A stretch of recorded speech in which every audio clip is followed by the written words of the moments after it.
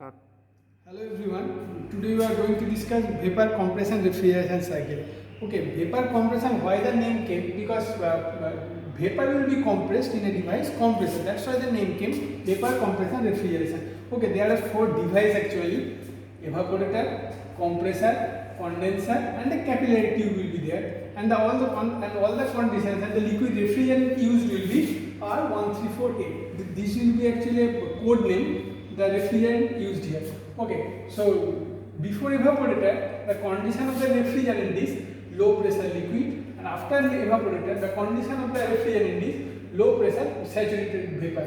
As in the evaporator, actually you know that the evaporator is the main refrigerator part where the foods are kept, and the evaporator coils inside the evaporator coils there will be the liquid refrigerant, and the liquid refrigerant will absorb the heat from the food and it will become low pressure saturated vapor. And after that low pressure saturated vapor will come into the compressor, and compressor is the main energy giving unit here.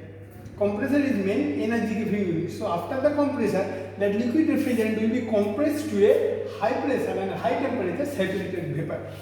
So compressor is used because compressor only can handle vapor. That's why compressor is used, and compressor is the energy input device. And after compressor, there will be condenser. You know that the condenser, saturated vapor will be condensed. Saturated vapor will be condensed to high pressure saturated liquid, and this part, compressor and condenser part are high pressure zone, but evaporator is low pressure zone, low pressure and high volume zone. So to decrease the pressure, so you have to decrease the pressure after compressor. After condenser, after being compressed, that pressure of the liquid refrigerant is decreased in a capillary tube. So after capillary tube, that liquid refrigerant will become low pressure liquid, and the corresponding phase diagram is shown here. One point is here. So one point is the entry to the compressor, entry to the condenser, where the condition is high pressure and high temperature saturated vapor. Then at point 2, the condition of the liquid refrigerant is high pressure saturated liquid. Here you know that the curve is vapor dome. That portion is saturated liquid, and the remaining portion is the saturated vapor portion.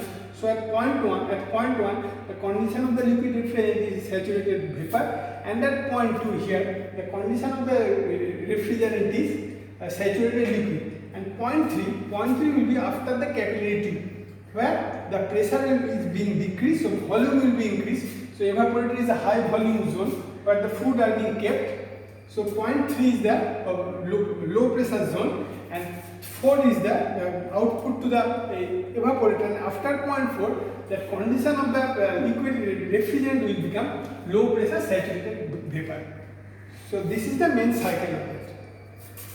Okay, so we have discussed the schematic diagram and the pH diagram of it. Now we have to see the actual unit. So this is the compressor, this is the condenser, this is the capillary tube, and this is called the evaporator part.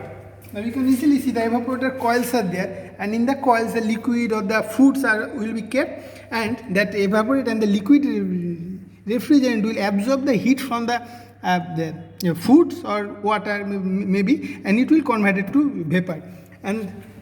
And see, the main part is that after compressor, see a red line is there. So after compressor, that high pressure liquid will come to the condenser, and condenser high pressure vapor, after the compressor, high pressure vapor will come into the condenser, and it will be condensed to liquid.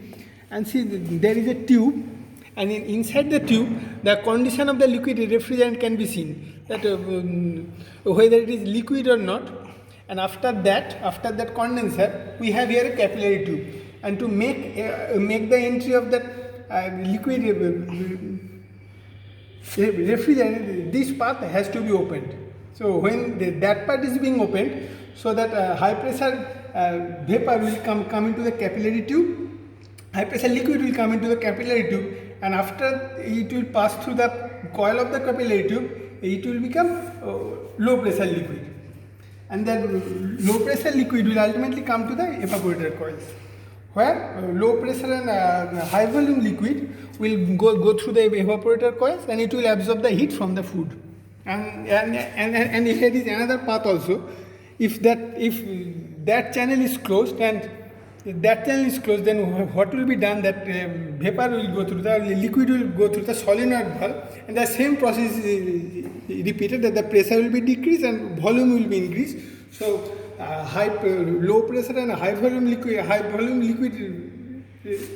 refrigerant will come into the evaporator again, and hence the cycle will be repeated.